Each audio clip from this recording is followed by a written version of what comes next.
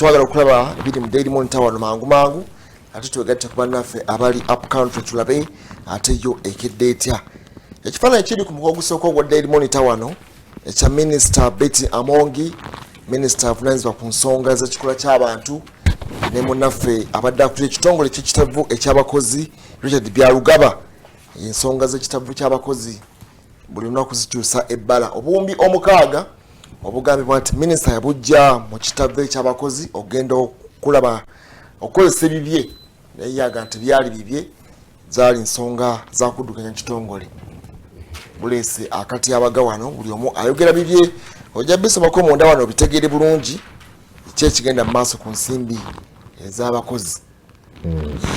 Nsimbi zaffe n'omuntu wabulijjo osobola okuteekayo akasente ko ne bakakuteekera tebayita voluntary subscription naye bwobanga ate ebiriwo ebiti mukwano gwange yalabye akameseji akasente no kaweze kale buno obwavu buno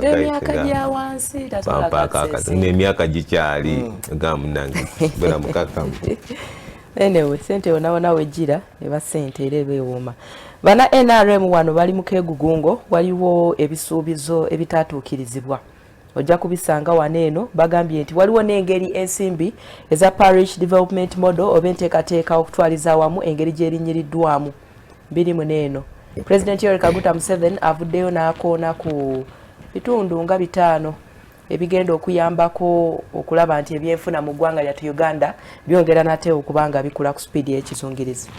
Wano bagambye nti nate abakwatibwa nga bateeberezebwa okubanga bazziba misango bali mu kuvundira mu makomero okusinziira ku alipoota efulumye okuva nate aba human rights activities bagamba batya nti kumpi ebitundu 58 ku 100 bano nabateeberezebwa okubanga bazziba misango bamala essaawa eziri 216 nga tebafunye kuwulirizibwa wabula nga gye bali mu kufeenya.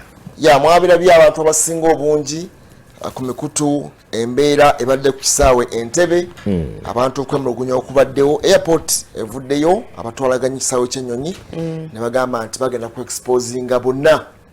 Omanyi obuzibu obubaawo nti yo nga airport ate abantu beekozesa babeera bebe recruitingira abantu baabwe.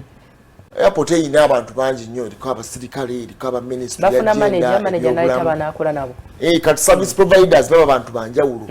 Kati service provider tugeze akola akago handling ya recruiting abantu ababe balala. Ministry n'aleta abantu ayo nga balala nga tebali answerable eriki eri airport.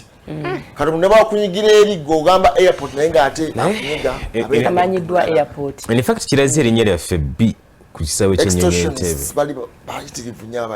Abaana bakaabye nnyo naye nga baluddewo nnyo okuvaayo kubanga ndowooza kimaze kuyita nnyo ku social media okusobola okulaba nga bakyoleka. Ndowooza ne parliament eveeyo enonyereza eddala buzibu buli luddawa ku kintu kino kubanga omwana agamba nsasudde buli kimu ekyetaagisa otuuka waliwo nsaba $500 sigirino nemesi ennyonyi ogenda ku nsimbi zataddemu ogenda okulaba nti obulumi bw'amaanyi kyalibadde kikolebwako nnyo okusobola okulaba nga bekikwatako muveeyo abaana baleme kubanga obaolwe bafiirizibwa ensimbi zaabwe obudde omwana atunze kataka asaze wagenda okuba ekyeyo gw'omusaba $20 enguzi n'onalema okugenda okukola lwakuba yagala $10,000 nedda bali basaba ssebo mu ne airport clearance kuva ddi nga basaba clearance ya airport $40,000 mu airport clearance those are legal fees.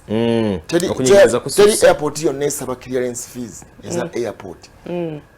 In fact no kitulaze ekifaananyi ekibi bw'otuuka ku social media tuyinza kubikula buntu 5 nga tekuliko 3 bw'Entebbe. Ekyo kizibu mu ziyafisi zonna naddala eza gavumenti wano mu ggwanga. Gavumenti erina okuvaayo erongoose kubanga ne wano wetufunira passport wano okulanga bagamba waliwo abantu abakubba waliwo abantu abakunyaga naye ogenda okulaba nga abantu baneno bali within oyinza n'okuddayo n'omusangawo naye nga bali eri bo bagamba kati olw'okuba abantu bano tebamanyiddwa tebali mu mateeka tebamanyiddwa bitongole kitegeeza nti basigale nga batubba mu malwaliro batubbe mu bitongole yonna gye tulaga kiba kibakwatako. Ekinyonyi kyatulabisizza nnyo nnyo